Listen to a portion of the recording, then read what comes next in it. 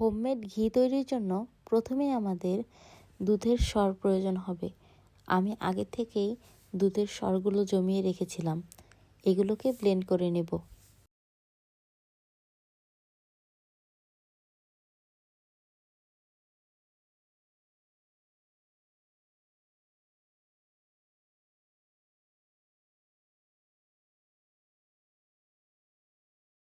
এখন ব্লেন্ড করা সরগুলোতে বরফ অ্যাড করে দেব।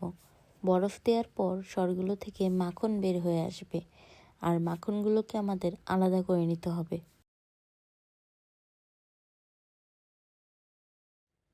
একটি কড়াইয়ে আলাদা করা মাখনগুলো দিয়ে মিডিয়াম আঁচে রেখে ঘি করে নিতে হবে।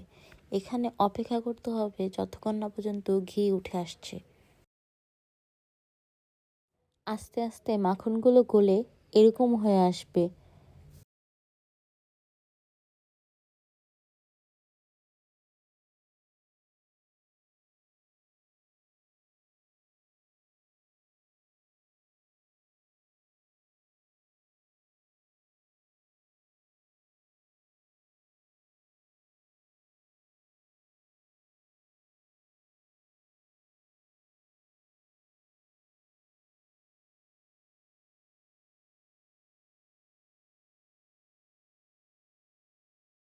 আমাদের ঘি হয়ে এসেছে, এটাকে ঠান্ডা করে নিতে হবে।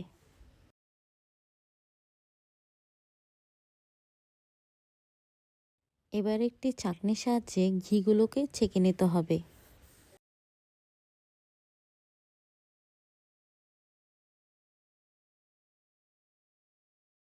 আমি আবারও ছেঁকে এগুলোকে একটি বয়ামে ভরে নিয়েছি। তাহলেই হয়ে গেছে আমাদের আজকের ঘি তৈরি।